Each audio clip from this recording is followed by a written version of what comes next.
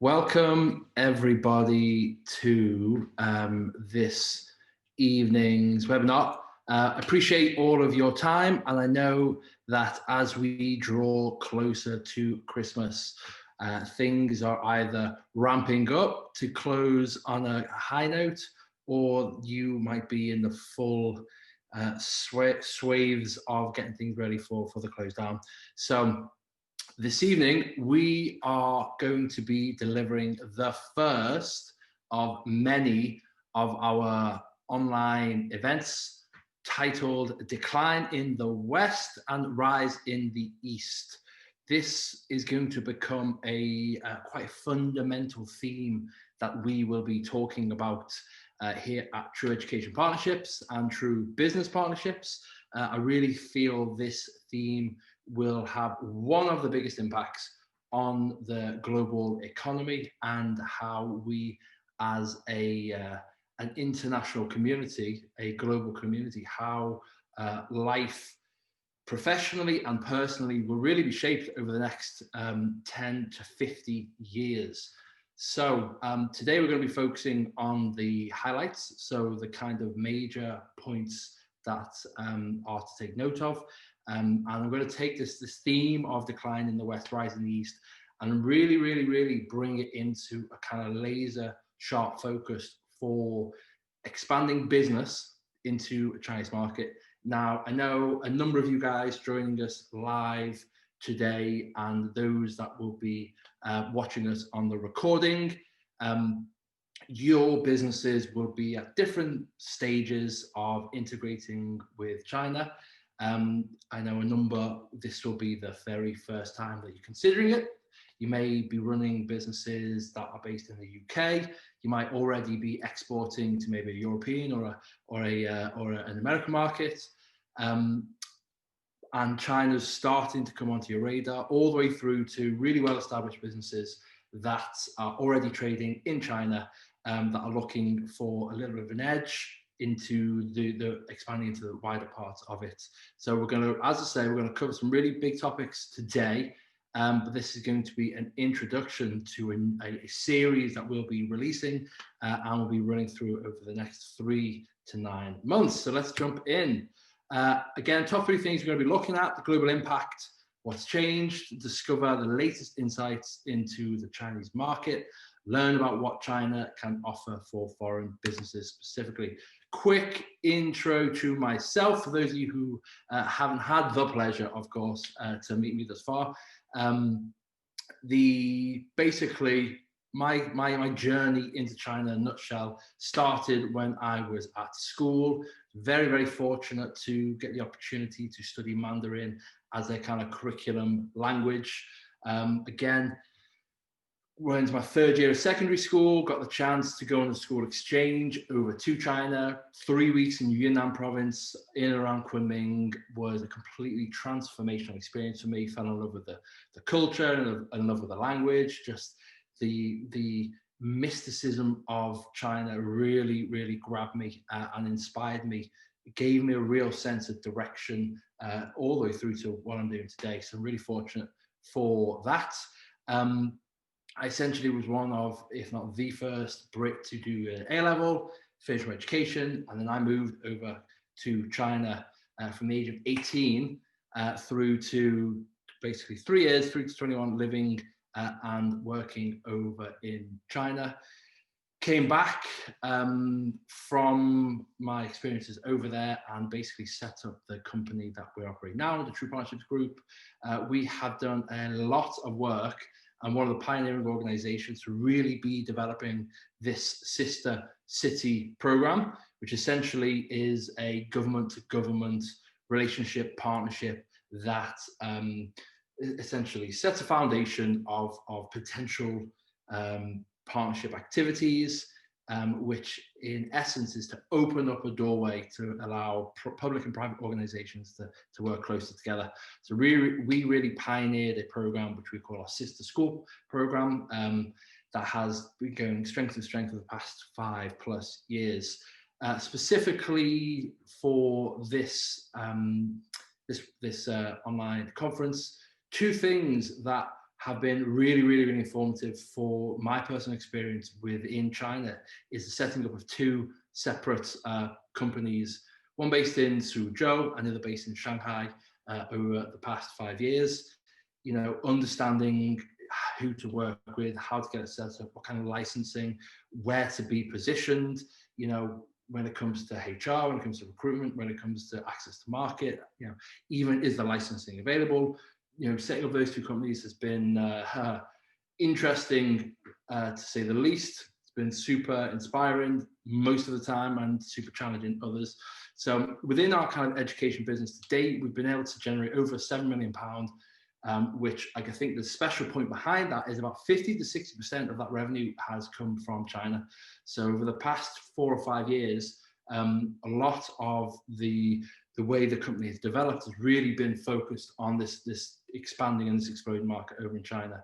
And because of our route to market and because of the platform that we really believe in, with the title of the company being True Partnerships, we now work very closely with 13 regions throughout China and the UK. So I suppose our platform within China very much starts with local government, expands into kind of private partnerships, so relationships, partnerships with businesses on the ground in these regions, and then kind of expands through that. So to jump into two of the biggest trends that we really need to be mindful of, I think, over the next 5 to 10 years. A number of these things have really been boiling in the background for the past 5 or 10. And unless we take a real macro view of the situation, it's quite difficult to kind of tie all these different influences together and predict what the outcome of them is going to be. So we're going to start with a quick overview of Europe, and then we're going to have a look quickly at the States. The underlying theme and the underlying risk is this mass trust degradation. So for partnerships, for societies, for economies, to really, really thrive, trust has to be a fundamental principle that is interwoven with absolutely everything that happens. And as we have seen, there has been a real degradation in trust essentially between general public and government, and between governments as a whole. You know, we won't comment too much on the developing nature of COVID-19 and how the whole kind of global, but especially Western approach to handling of it has been, you know, has left some undesirable or less desirable consequences. But if we look, as I say, the past 5-10 years, Brexit has been a really big one for the UK. I think the importance on a kind of European scale is the fact that it has set a precedence, and I know that Italy is close on our heels, and there's a couple of other countries that are sitting, watching and waiting to see how it unfolds. But that has been a real big, I suppose, vote of no confidence, which either comes from super educated people who can see the opportunity and strengths and weaknesses, all the way through to those who might not have been as well informed and are making decisions based on, you know, on other things than facts. But as we can tell, you know, it's a big vote of no confidence. So a lot of that has been through the management, has come from management of Europe as a central state. And a lot of that has come from a slow recovery from what was a very narrowly averted European debt crisis, where there was a lot of QE that was made available through the EU to a number of member states. Greece was a very famous example of, you know, people turning up to cash machines and there being no cash to take out, and conversation with central banks around, okay, well, how are we going to be able to manage the situation out? Is this going to pull, you know, the European economy down? Like the interwoven manner of such a multi-state organization really the health and safety and the kind of economic vibrance of a unified organization like that really means that each member state pulls its weight and contributes. It starts to fall over when one or a couple start to have a non-aligned approach, and then trying to bring everybody back into the same rhythm can be rather tricky. So the back end of the European debt crisis, there has been a bounce back, but it is taking a lot longer than everybody would hope for. COVID has brought on a number of accelerants, I would say. I don't think they're probably the ultimate cause, but there's been massive state aid programs when it's come to, here in the UK, we've obviously had a number of different schemes provided by the government to support the UK, which has all come from taxpayers' money, and at some point that is going to have to be clawed back somehow or another. The fact that there has been a lot of extra printing of money, so quantitative easing, is something that we should all be really, really mindful of.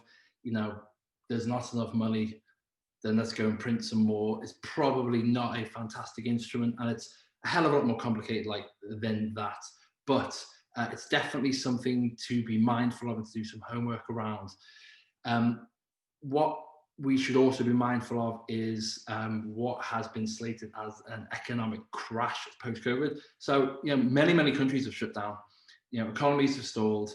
People have been, told, mandated not to go to work, to basically, hang up tools and wait for sunnier climes and better weather to go out and actually restart the economy and restart their businesses. There's been a real stalling in any sort of growth, and I believe that China is probably the only country that has seen positive growth during 2019 because of it. Here in the UK, we are coming towards the end of 2020. We've still got this idea of things being on pause anywhere through till March of next year. So the ramifications of kind of really trying to chivvy the economy back up after that are yet to be seen. But putting a hard stop and a hard close on value generating activities on a national stage is going to have ramifications that are gonna be fairly terrifying. The amount of businesses that we're seeing going under, micro to small to medium, all the way to large companies. The news has been littered with businesses that are going under, or at least laying off huge amounts of people. So mass unemployment and austerity, two things that we really need to be aware that it might not be happening right now, but it's coming, it's in the pipeline. And a lot of those schemes and initiatives that are going to be brought into place is only just going to is going to accelerate this degradation. The real difficulty with a loss in trust is that for big projects to really get underway and for transformational developments to actually happen, it takes more than one person. You have to be a part of a team, and whether that's your team in your business, or whether that's your extended team of your business and whoever you work with, your supply chain, your customers.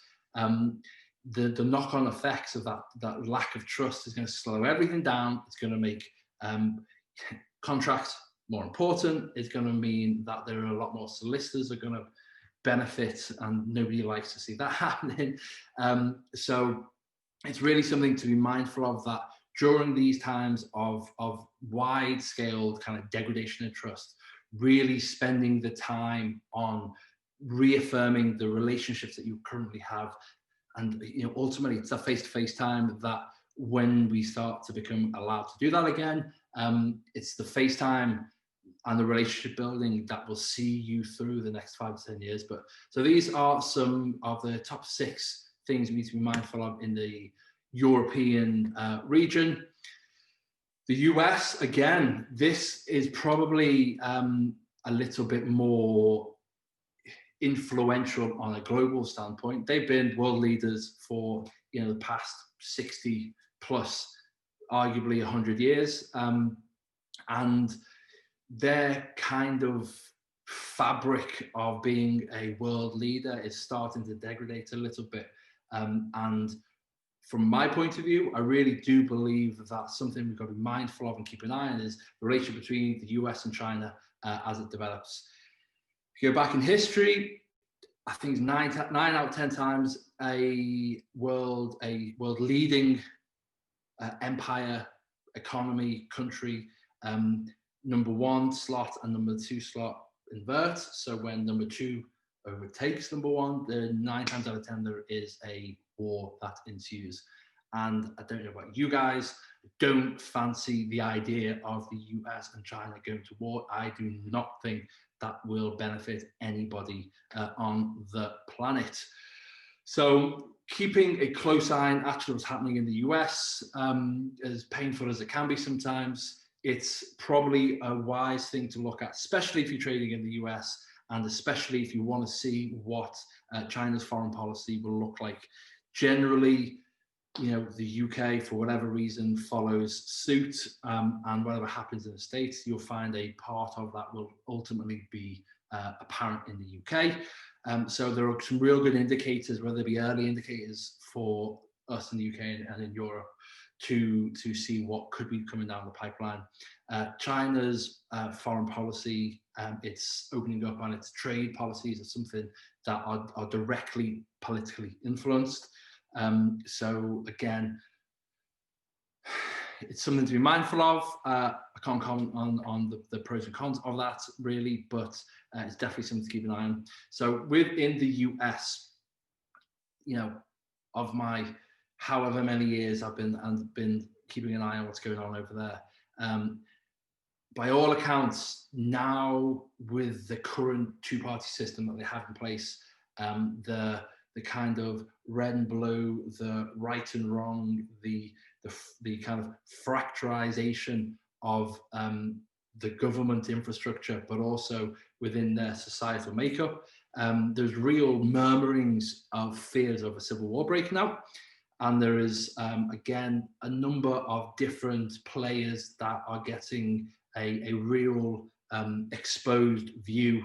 And again, with how modern media looks, with being online and with social, there are some of these big movements that have happened over 2019 have only added to the tensions with their presidential race and the re-election, and a whole host of kind of political moves that have been made and statements that have been really pushed over the past 12 months. What freaks me out among everything else is 12 months. It's only been 12 months. And like, if we look back 5 to 10, there's been kind of this groundswell leading to this point in time. But if all of this can happen in 12 months' time, 5 to 10 years, if things continue the way they are, is slightly terrifying. Seeing presidents of countries hollering on around there being election frauds. A lot of social media has been in their Senate, and there's been lots of reviews over actually hang about. Are these tech companies, are these social media companies, are they influencing society a little bit too much? Do they have a little bit too much control over the general conversation, the passing of information? There is huge amounts of information out there online, which I implore everybody to just take a little minute to do some back reading around that. Especially when it comes to social and to tech. They are such a fundamental part of how business is done and how people live their lives now. For private companies to be able to dictate that direction is something that we need to understand the double-edged sword on that. They're super tools for a number of different elements, and we couldn't operate in China the way we do without being able to leverage it. And it's going to be super interesting to see what other alternatives are going to be produced over the next 5-10. But there is the real concerns there. Debt crisis and trade wars. The US is in trillions and trillions of dollars of national debt. China was one of the biggest holders of that up until recently, which is an interesting dynamic. But there doesn't seem to be any course correction on that route.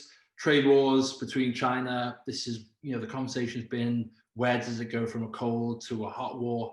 And when it comes to trade, that's often where it starts. Be interesting to see what happens with the new president coming in. This inverted government yield bonds, we'll see in a minute. This is a kind of a technical thing to look at, but it's a good indicator of what's going to happen and a good predictor for crashes, recessions, and depressions.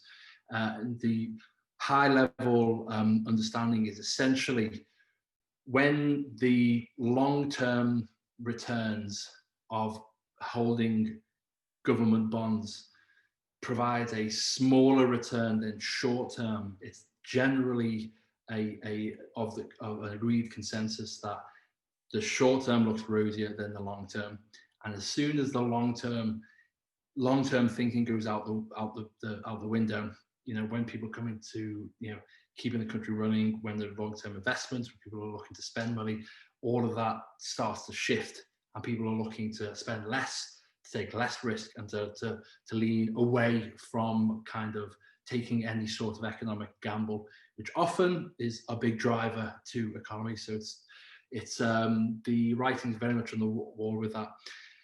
Reserve currency status, we'll see in a short little bit that Ray Dalio is somebody who I think everybody should pay attention to.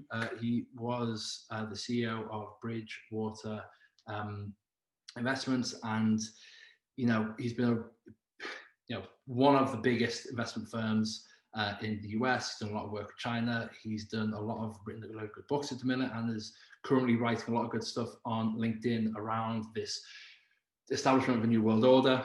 So he's definitely something to look into. But this idea of losing a reserve currency status would be catastrophic to the States, and they're teetering at the minute. Interestingly enough, the RMB is looking like it could be listed as probably the world's third reserve currency, which only bodes well for them. Again, mass unemployment. America's had this enforced, economic shutdown. Each state's like different, but that's going to have huge ramifications moving forward. And COVID-19 has done nothing but to accelerate this transference. So, in short, Europe and the US are teetering a little bit. Again, there's just some screenshots of how, from the very top, the most trusted position in the States, how it can be used and abused to push a personal agenda is very terrifying. Again, I'm not an expert on this, just an observer. So there might, and there probably is, a percentage of this happening. But if the most fundamental process of a democracy and the biggest advocate for democracy, if that process has been threatened and being the foundation has been degraded, you're going to hear people think about China's way of doing things. This autocratic, this kind of central party option might not be a bad option. Let's look what's happened over the past 50 years. Let's have a look at the amount of lower economic standards that have been raised, literacy rates. There's a lot of amazing things that have come out of a country that has a very different way of governance. So for the person who should be protecting and serving and leading the democracy's advance, to go out and really throw the process that kind of builds the foundation for it, that's concerning. Again, some fairly obscure / terrifying graphs with this treasury yields. Essentially, the long story short is that actually the confidence in the medium to long term growth of the economy has dropped, and the knock-on effects will mean that people will be less investing in the future and have less confidence in the future, and so will be a lot more reserved and conservative with their spending, and might take it out of the US economy and put it somewhere else. Definitely something to do a bit more reading around, not 2 minutes on a webinar. Again, some more info, snapshots of what actually has happened with the US economy as an accelerant of COVID-19. And this is really a story that is echoed throughout, I think, many Western economies and countries. consumer spending. People, unless you're like Amazon and the Hut Group and the rest, who are making a killing, you know, consumer spending. As soon as people start to get concerned about their job, about their income, you know, people start to be a little bit more reserved about where they're spending the money. And because most Western economies are consumer driven, as soon as people stop spending money, everything slows down. The increase in national debt, you know, there's been this debt crisis been going on for a long time, but for that to shoot up over a period of 12 months is concerning. Again, the Fed balance sheet, I don't want to get super economic or financial on this call, on this webinar. We will have a look in the not too distant future, and I will be inviting people who know a hell of a lot more about it than myself in to comment on it. But the balance with where the assets of a country actually lie, that's something to be mindful of. Who owns the debt, and how it's going to be kind of balanced out in the future, something to be mindful of. So all in all, as a snapshot, the Corona situation has not been a positive one. You know, a snapshot on the UK, you know, if you have a look on this graph here from 2005, this takes us through to 2020 and a little bit beyond. And a growing economy of less than 2% is nothing to shout about. But for a country's economy that has been teetering on the edge to then suddenly have a massive stop, with all of these things, we were not going to see the full ramifications immediately. You know, as soon as people don't have access to the furlough scheme and the JRS scheme in the UK, we're going to see a lot more redundancies, which are then going to have a kind of knock-on effect to, again, levels of employment, to housing markets, potentially to levels of debt that people are going to be getting into. You know, we're going to see increases in kind of food banks, and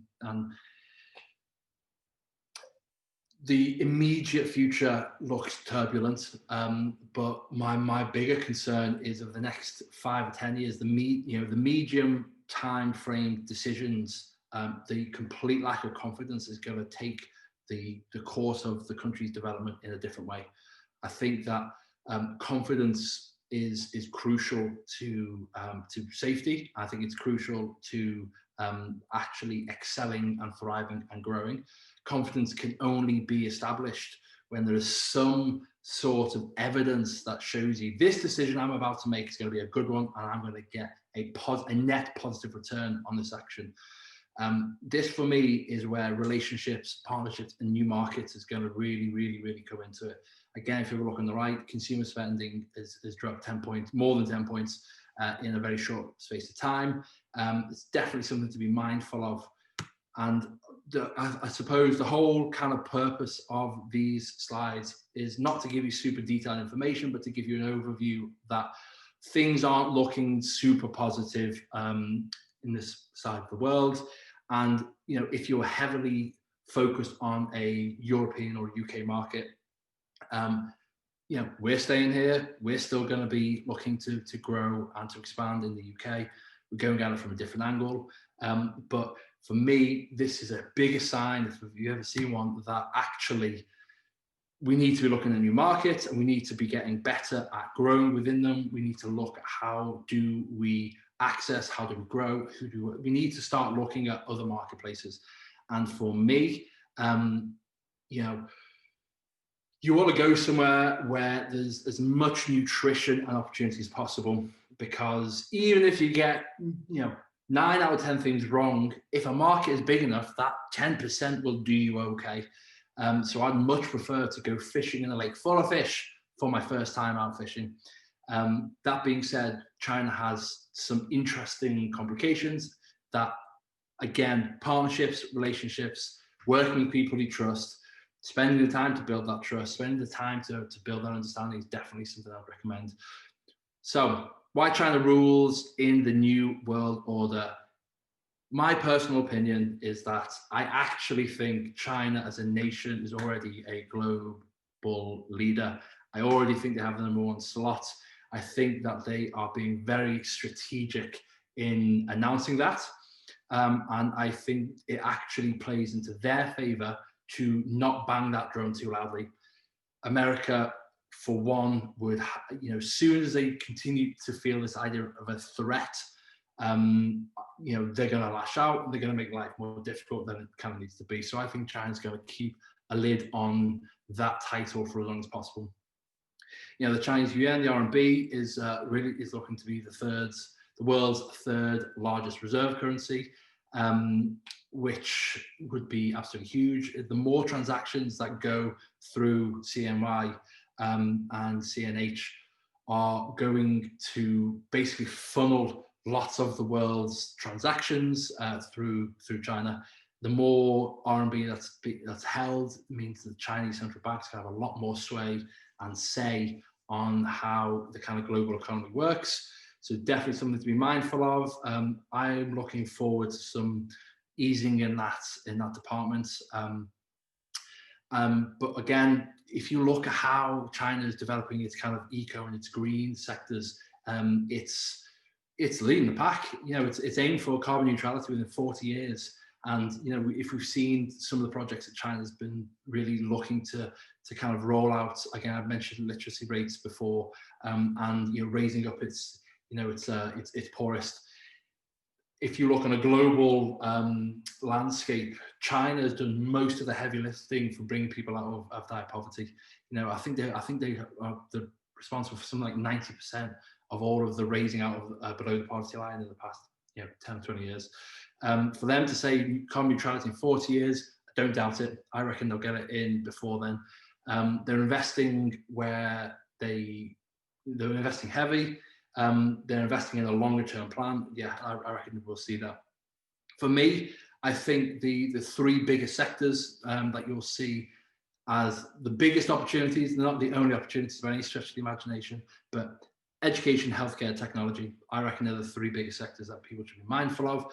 And I also think that we should all think about what those three words mean and how we can actually introduce an element of that to whatever we're doing. So education, teaching and learning. What are we building within our own businesses that can be for an educational purpose? I was having a conversation with the guys who built Liverpool Football Club's online academy. And, it's a football club. They play football in matches. Loads of people go and pay to see them. They watch them on the TV. They've gone into opening academies around the world. They've gone to creating digital assets online for an educational purpose. That will be huge. That will probably be a bigger growth market for them than people watching football. So they brought an element of education into a completely different side of business. This idea of healthcare, this can be physical or mental. I think obviously with an aging population, there's going to be a huge amount of money spent on looking after the old. And I think that because of the elder generation, and it's ridiculous to think that a retirement age up until recently has been 55, and that's classed as old, is mental.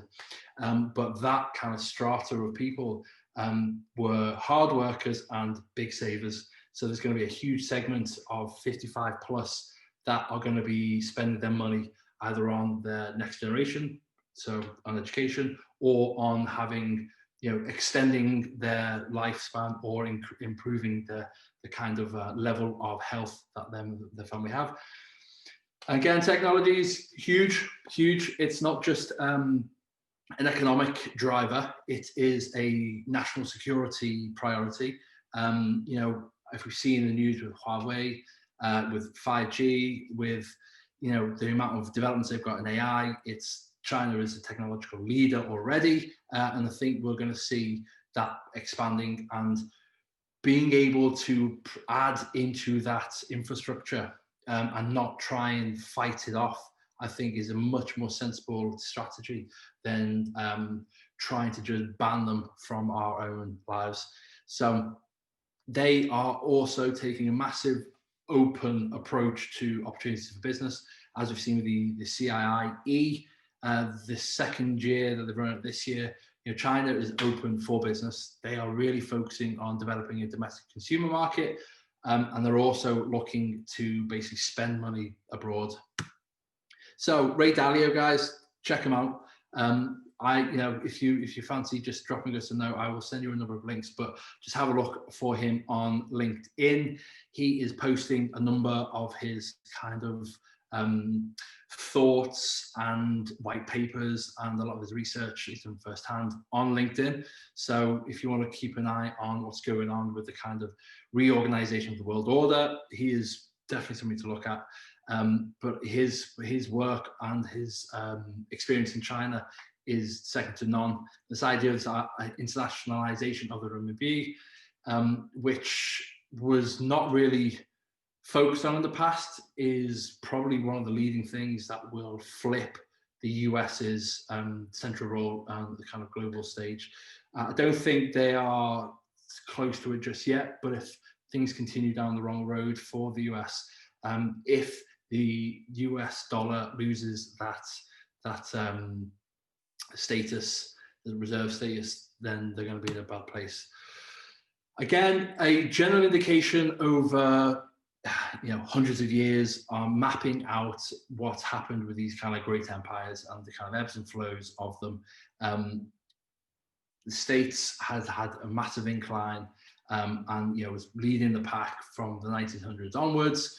But if you look at the rate of growth and that kind of upswing for China there, that's only going to continue. That is an exponential curve.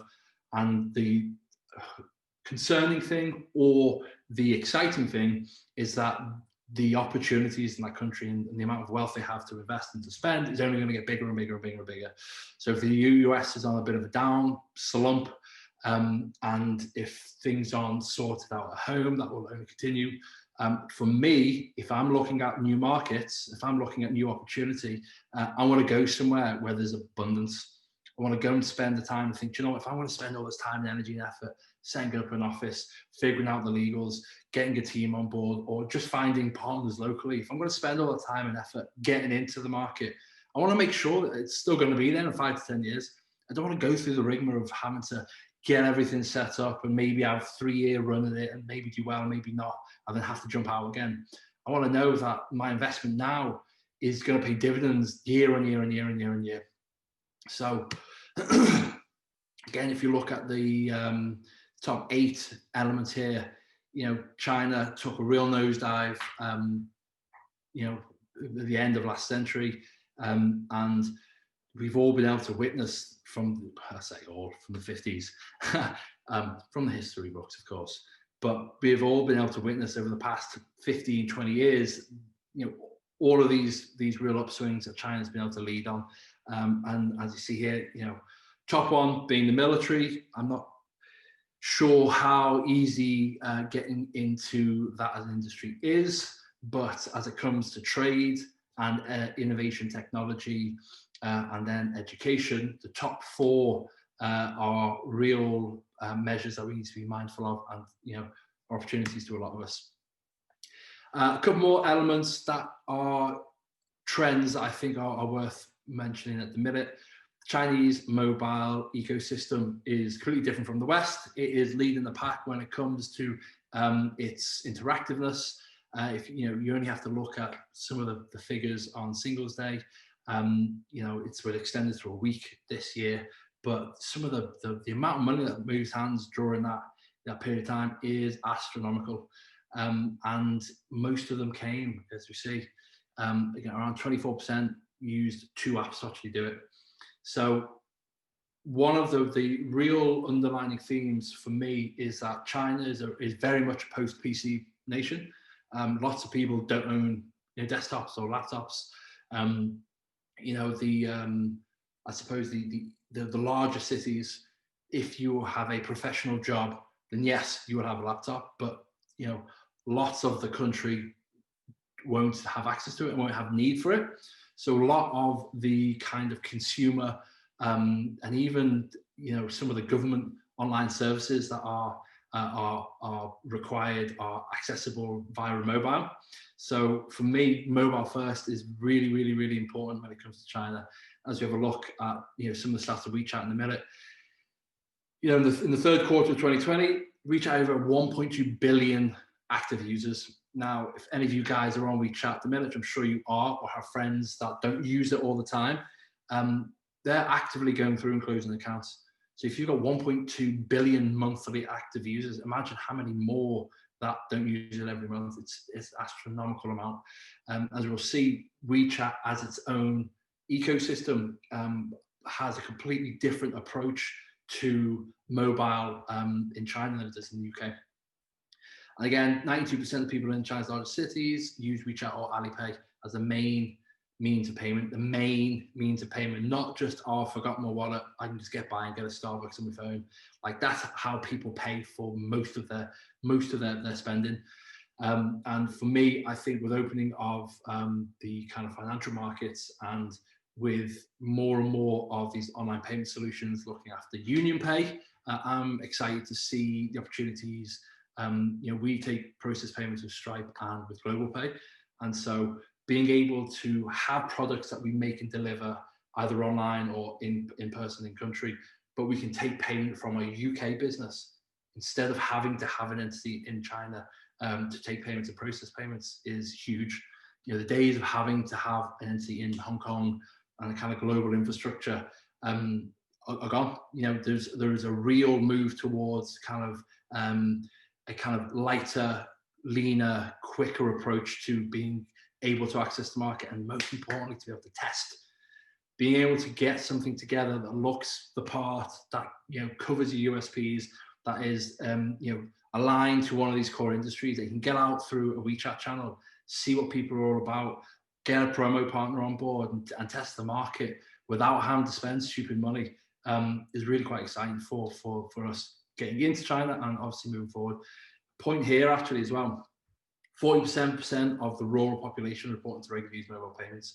This kind of undercapitalized rural population is something that is actually really, really exciting. With technological advances, with access to internet, with access to mobile payments, and these mobile ecosystems, people that were traditionally kind of ignored because they were in lower infrastructure areas, so out in the sticks, out in the countryside, rural parts of the country, they are now one of the biggest growth markets. And it's definitely something to be mindful of when you're looking at who you're going to be targeting. Just again, remember, China is a fundamentally huge country, and each province has its own specialities. And even within each province, each city might have its own specialities to look at. With the population of Shanghai being the same as the continent of Australia, there's a lot of people there. So, a point on WeChat. Most of us will use it as a messaging app. Most of us will use it to keep in contact with our personal and professional contacts. But there's a whole host of other things that are being built into WeChat. WeChat has become one of the most functional apps that is used over in China. And I really think that we're going to see more apps in the rest of the world start to follow some of China's lead. I think some of these integrations will take a matter of time, but if you have a look at things, Alipay and what Ant Financial has been able to do in a very short period of time is, super impressive of what can actually be done here. One point on WeChat, which I think is a really, really good indicator for everyone to be mindful of that wants to work in China, is that if you're not Chinese, and if you're new to WeChat, or if you've been using it for a short period of time, and you might be using Western social media, like LinkedIn, for example. If I connect to somebody on LinkedIn, the profile picture is my face, it's my name, it's got my intro, it's got my bio in there. You can learn about me. It's all about me that I'm making publicly available. WeChat is a snapshot into the business life and the business world, and many instances, the kind of government world, that you will be connecting with people. You'll go for dinner, you'll go for a meeting, you'll meet up, and you'll scan the QR and you'll get their WeChat, and it will be a picture of a landscape, it will be a cartoon picture, it will be some other random person's picture, and then a name, which is more of a status rather than a name. And you'll be like, okay, those of you who are already in China, you'll know this also. You'll go out, spend a week business meetings, which will include eating and drinking and meeting loads of people.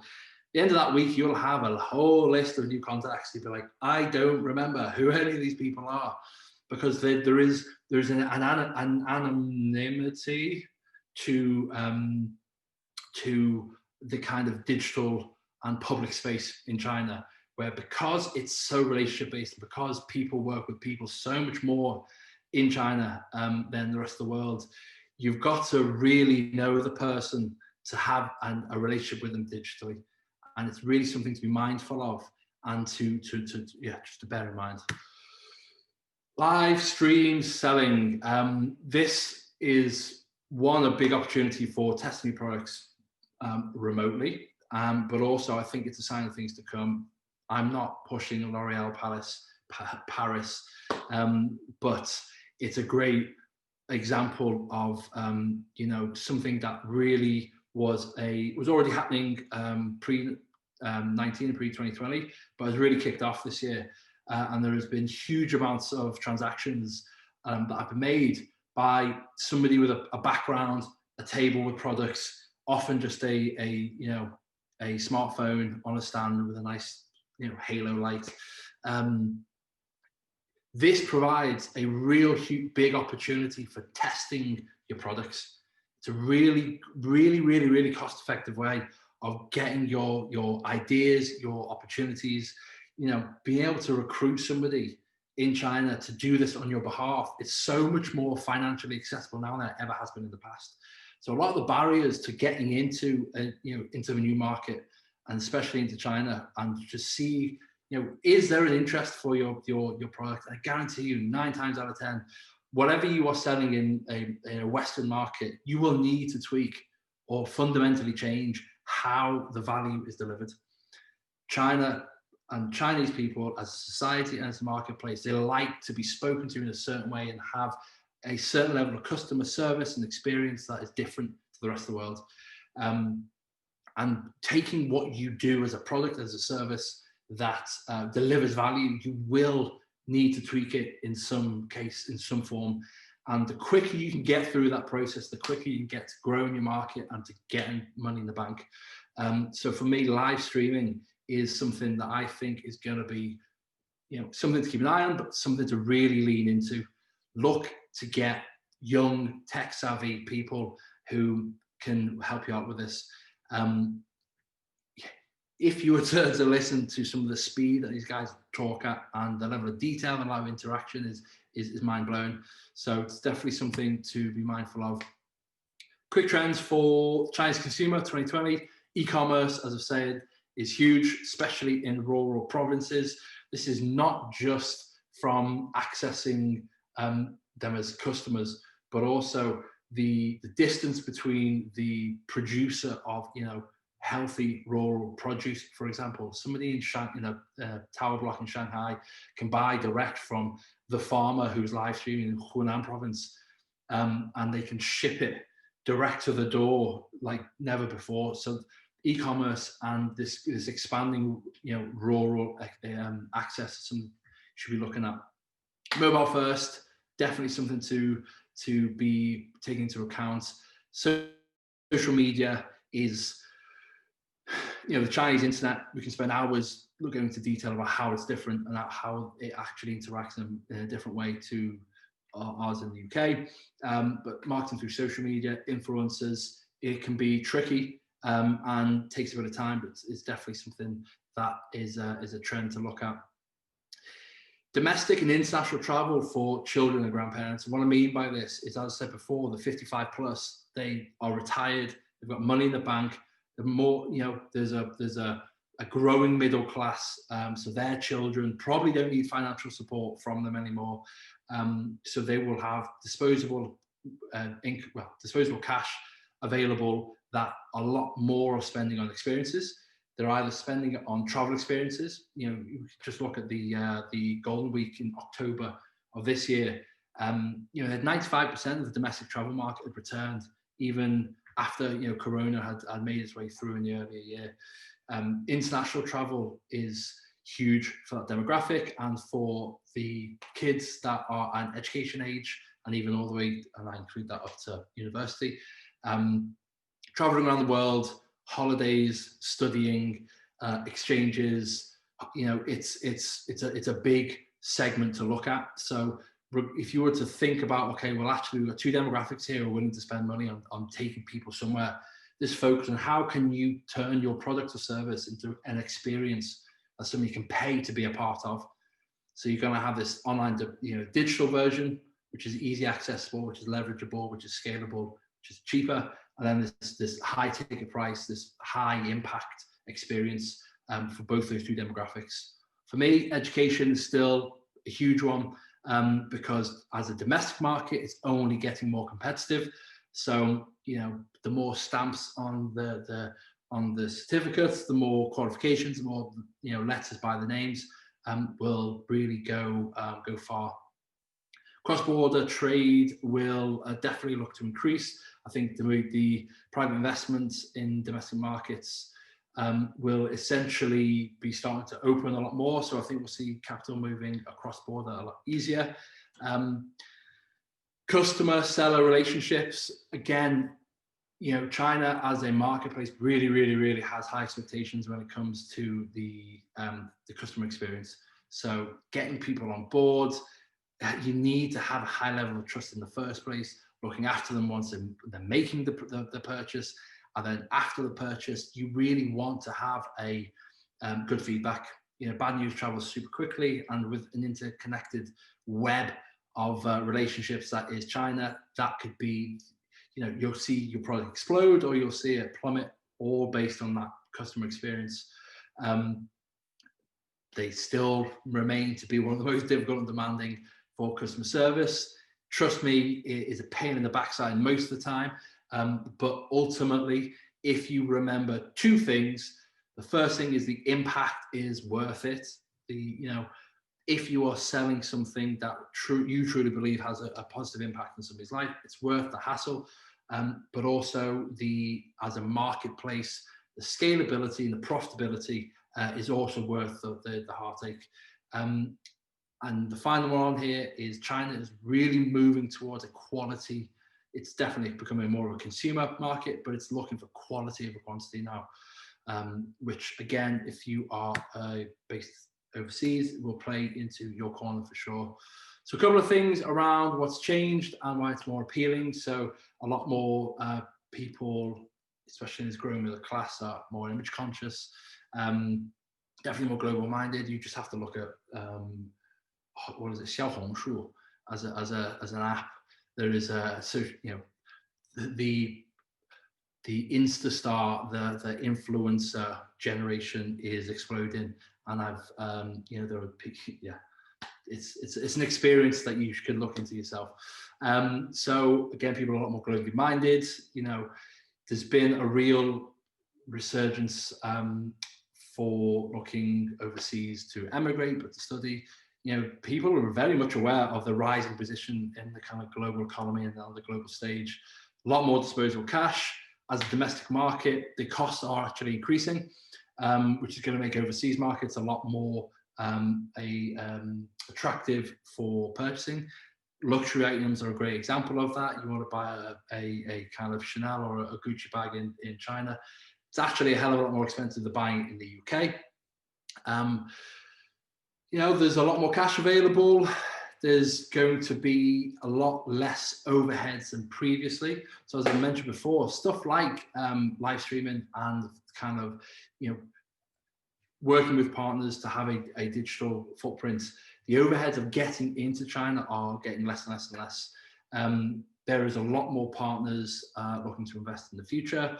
There is a lot more that the government is making easier through licensing for basically Chinese capital looking for foreign FDI, but also the stock markets and the capital markets in China is going to start to become more and more open to people from the West as well. So again, looking to spend for status, and a lot of the time they're looking for quality over quantity. Again, these were basically put together recently, but they compare essentially 2015 to 2030. What I want to draw your attention to here is, although the lower middle class, the figure percentage kind of stays the same, if you look at the movement from low to upper and high, there's been a huge jump in 5 years, well, 15 years, to a country which not that long ago, 90 years ago, was super impoverished. To have 100 years of this and really 50 years of this astronomical growth, it's mind-boggling, and it's super positive. I don't think it gets enough good press. But for a market opportunity, people in China, they're growing consumers, they've got cash to spend, and it's definitely now more than ever, this is a trend that is saying to me, yes, you want to take the move. You want to make the move now because things are getting better, not getting worse in China. So if you're going to roll the dice, you're going to spend the money, you're going to jump the barriers to get into the market, you're going to be rewarded with bigger returns as time goes on, not less and less. Silly things like looking at some of the metrics with diet and how, as average size as a population, there are some real data to show how, as a country, they are starting to get better health, to be basically have more of an abundant lifestyle. So 3 really important things to remember, and we will be looking to come to wrap this awesome intro up very soon. I'm going to close out with an invitation to join us again in the new year for an online accelerator that we'll be doing. But the 3 things, and these are really big things that we should be mindful of. China is looking to increase its outbound investments actively. The introduction of the CIIE, which is essentially a huge export exhibition that is going to be run annually now. China is inviting people to go to China to sell their foreign product to the country. They are proactively from government down looking to increase the global influence and basically open up this domestic consumer market. So tech innovation and especially AI, there have been many patents that have been actually registered that show that China is really focusing on this. Increasing urbanization from rural areas. So as standards of living increase, a high level of urbanization follows. Again, a lot of this disposable income is not just coming from the urban areas anymore. As I say, this movement into rural also is not to be ignored, as opening of capital markets is again huge. One of the big bugbears for me is finance and banking in China. It's still tricky. Getting money in, getting money out is still a pain in the backside. It is improving, and there are better and better solutions just around the corner. It is something that needs to be included in the planning, but it's a good problem to have. I would much prefer to have the problem of we've got too much money and we can't move it around, then we don't have enough. So something to be mindful of, but not to moan too much about. One of the big projects that we should all have heard of is, again, the Belt and Road. So again, opening up channels over land and overseas is a real big indicator of China's long-term strategy. Investments in a number of ports and the infrastructure projects is huge. Again, if you open up onto a global stage on essentially which of the following do you think is the world leading economic power?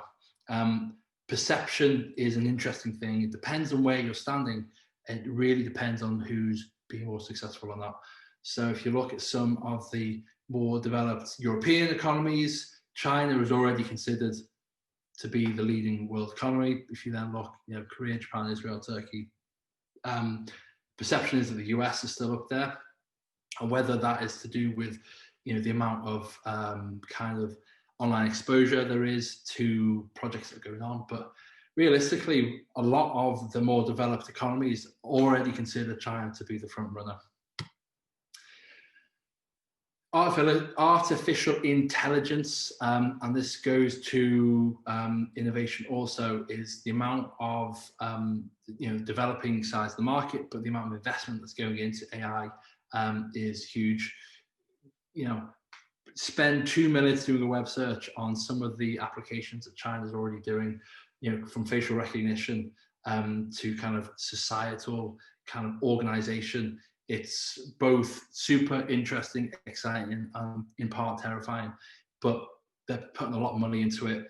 It will impact the way their economy develops, their society develops, and it will be a big opportunity for us as businesses that want to work in China to look at how we can integrate it to our offerings, and also how do we partner with those that have great tech and great innovation that we can work with.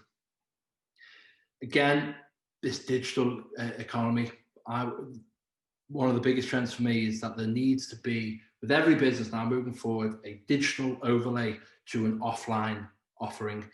Offline is deep impact, deep transformation. Online is scale, it's ease, it's cost. It's basically more efficient.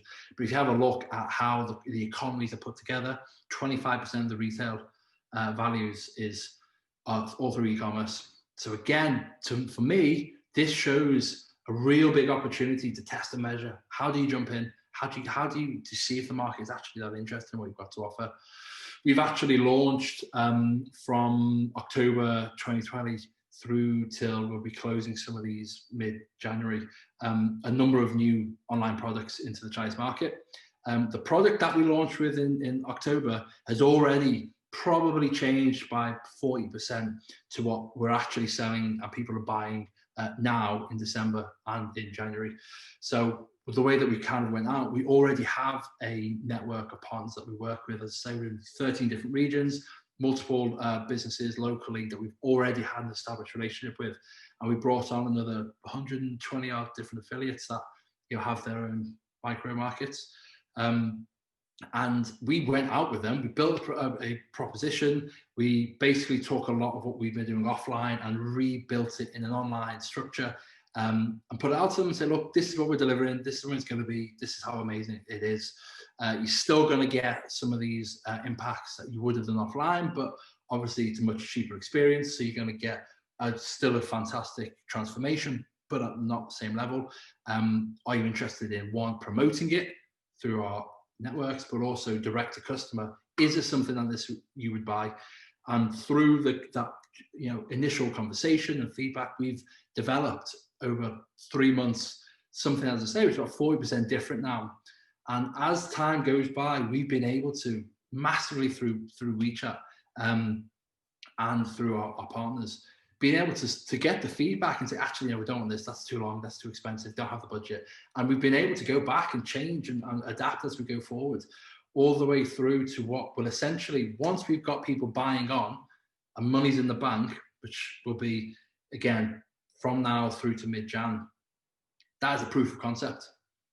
Through this launch phase, we will then have a mass market product that has taken us 4 months to develop, all because we've had an open conversation. We've been able to use this kind of digital economy, this digital layer to develop these conversations. It really is a superpower. So this is a journey that we are on, and it's a journey I'd love for you guys to come and join us with. This is the Accessing China webinar. The 2 more stages that we're going to be really looking to move forward with. We are running essentially a free accelerator in January, which will be a 5-session, similar to this webinar, but we will go into more detail on 5 important topics. And the idea is that somebody who is on the fence, we're like, do I take the leap? Do I get involved? Do I go and jump into China?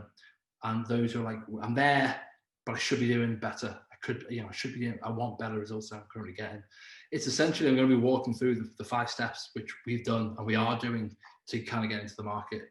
And by the end of it, you should be able to know in good detail what it takes to make another 100K over the next 3 to 6 months.